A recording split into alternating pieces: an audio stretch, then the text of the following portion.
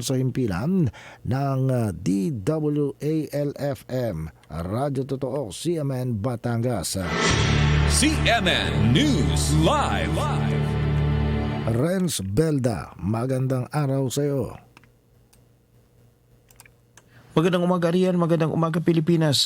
Nagsagwa ng coordination meeting ang San Juan Municipal Police Station. Katuwang ang pamahalang bayan ng San Juan kaugnay ng paghanda para sa Ligtas Sumbak 2026. Sa pulong tinalakay ni Police Staff Master Sergeant Rodolfo Metrillo Jr. ang mga kaganapan ng nakaraang summer vacation kung saan masusing sinuri ang mga naging karanasan at problemang kinharap upang mapaghandaan ng mga ito sa darating na bakasyon ngayong taon.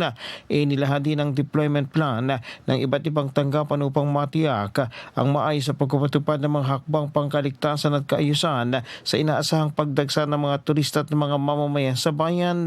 Nagbigay naman ng kanilang suwestyon at rekomendasyon ng kinatuwa ng iba't ibang tanggapan upang higit pang mapalakas ang koordinasyon at kahandaan ng mga ahensya. Lain na nato ng pagpupulong na mas mapalakas ang koordinasyon ng mga ahensya kasamang civil society organization upang matiyak ang kaligtasan, kaayusan at maayos sa serbisyo sa publiko sa nalapit na Sumbak 2026. Mula sa DWALFM 95.9, ito si Renz Belda ng CMN Batangas nagulat live para sa CMN Pilipinas. CMN News Live. Maraming salamat, Renz Belda, mula po sa himpilan ng DWALFM, Radyo Totoo, CMN Batangas.